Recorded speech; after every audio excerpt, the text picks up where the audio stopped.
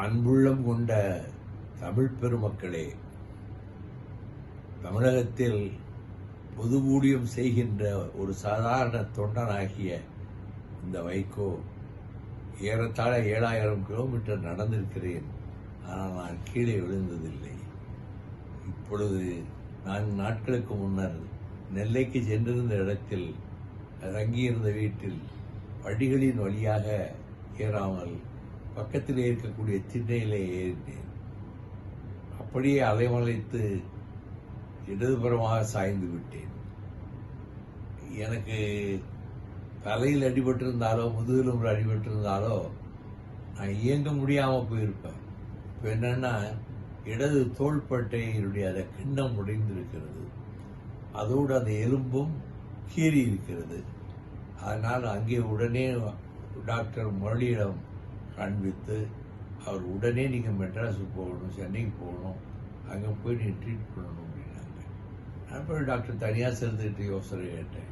அவர் இந்த எக்ஸ்ரே வந்து வாட்ஸ்அப்பில் அனுப்பி வச்சோம். ஒன்றும் பயப்பட வேண்டாம், நீங்கள் கவலைப்பட வேண்டாம், உங்களுக்கு ரெஸ்ட்டு தேவை, இப்போ இந்த ரெஸ்ட் இதில் கிடைச்சிருக்கு அப்படின்னு சொன்னாங்க.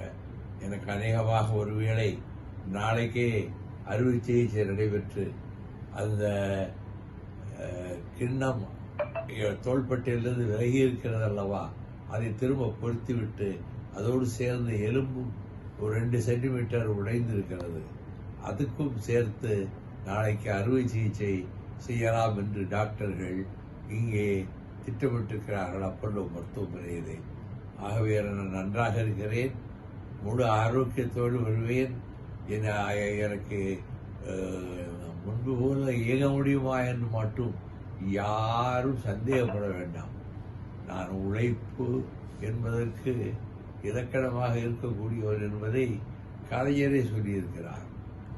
ஆகவே நம்முடைய தோழர்கள், பொது வாழ்வில் அக்கறை உடையவர்கள் எல்லோருக்கும் நான் சொல்லிக் கொள்வது, இந்த நாட்டில் மேலும் தமிழ்நாட்டுக்கு செய்ய வேண்டிய சேவைகளை செய்வதற்கு காத்து கொண்டிருக்கிற வைகோ முழு நலத்தோடு பரிபூர்ண ஆரோக்கியத்தோடு வருவேன் என்பதையும், எனக்காக கவலைப்படுகிற உள்ளங்களுக்கு என் நன்றியை தெரிவித்துக் கொள்கிறேன் என்பதையும் இந்த நேரத்திலே சொல்லுகிறேன்.